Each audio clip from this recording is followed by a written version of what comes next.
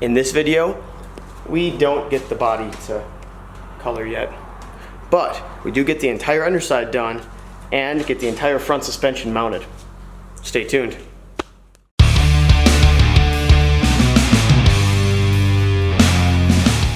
Alright, so now what I'm doing is I'm just going through with a flat disc, or preferably actually a wire disc, which I can show you.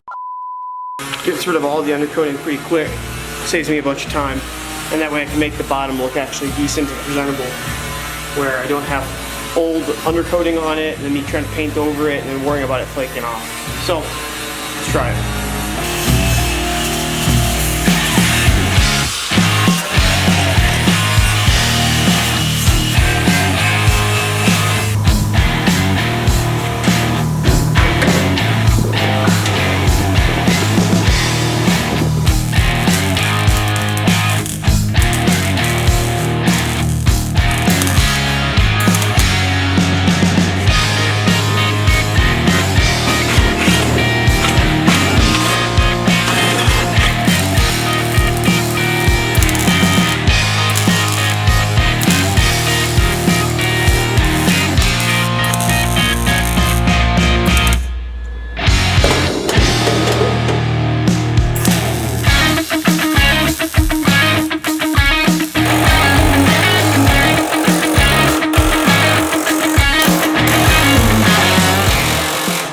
Alright, so here's the problem in. I have, with all of this, finally been able to break free all of the welds that I couldn't see through the rust. I went through on the inside of the car with the step-up drill, drilled out all the welds. Obviously I knew that it happened when we did the floor pan, because I could still see those. They're not all covered in rust. On the bottom side though, I don't know where they are. So I tried to drill some as I could, but for the most part, whoever welded this on last time did bead welding across certain areas, and I have a feeling that this was tried to be addressed when it was fixed the first time, before the car ended up getting sprayed with white house paint. So I think I have everything else free right now. What I don't have free though is one small incision, and this is what helps when you have the original or the replacement part, and that is underneath the floor. So what my goal is, I'm going to go through and measure. The inside where my last hole is, measure how far it is to the edge, take a cutoff wheel and cut it from the top down, because I can weld that closed and grind it, no harm. And I should still be able to release that. That should be the only thing holding this thing on. So if it drops and we hear that loud clang of it hitting the ground, I know I'm good. If not, that means there's somewhere else this place is holding on to. And then it's Operation Beat It with a Big Hammer again, down there. So, yeah. Let's get hacking.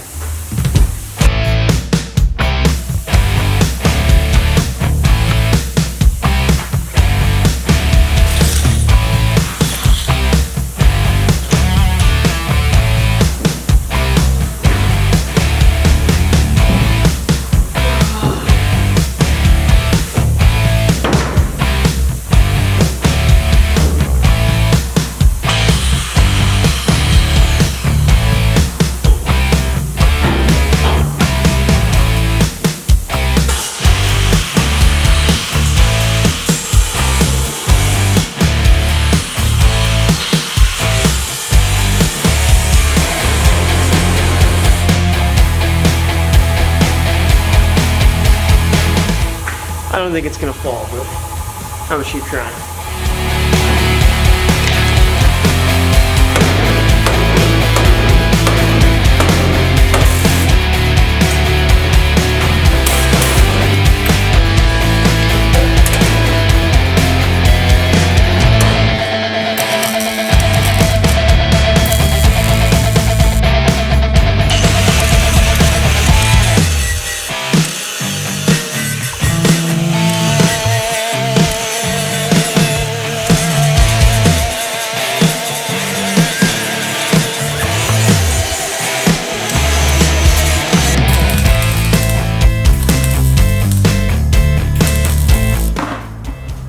Close enough? Yeah.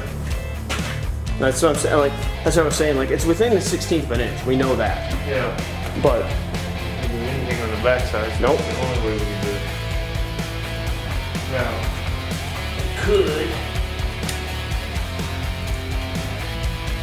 4 and 8. Pretty damn close.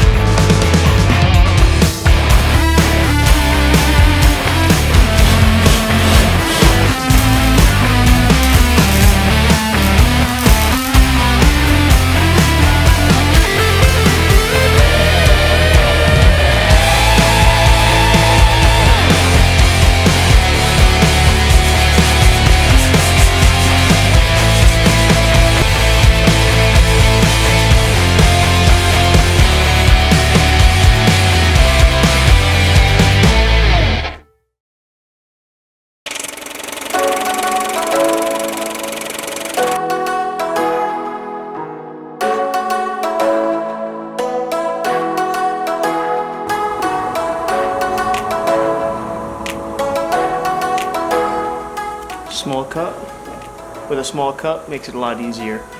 Don't try to ever pull off or pour out of the gallon into a small cup. It's not nearly as nice.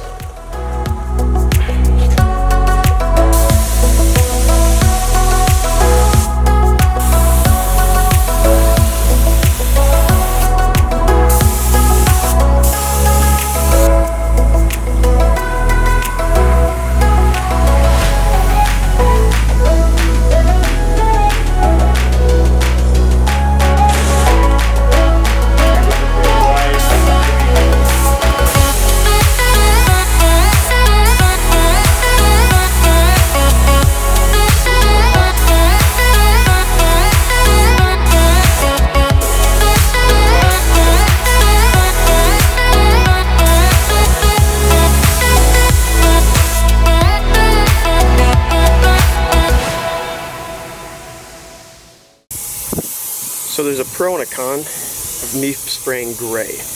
The pro is I can make sure I get good coverage. So since I'm spraying on black, color change and it works. The bad side about it is if I get rock chips, I'm going to see gray as well. Now granted it's underneath, I'm going to undercoat it and things like that, so I'm not worried about underneath. I will not and did not spray black epoxy on the top. Won't do it because, again, issue. So pro or con, depending on how you use it, should work.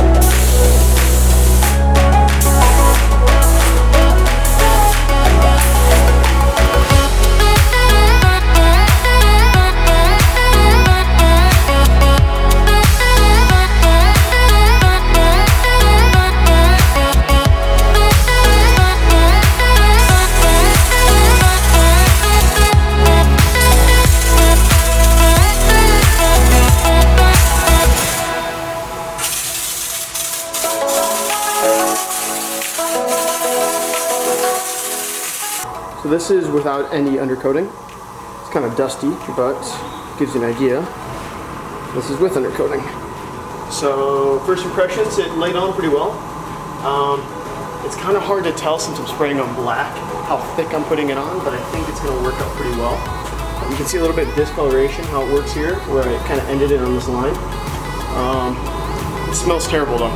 So I have the entire bay door open, which is great. If I didn't have that, definitely air circulation would be key. So I'm going to leave the bay door open, let it continue air drying, and hopefully yeah, hopefully it turns out pretty good.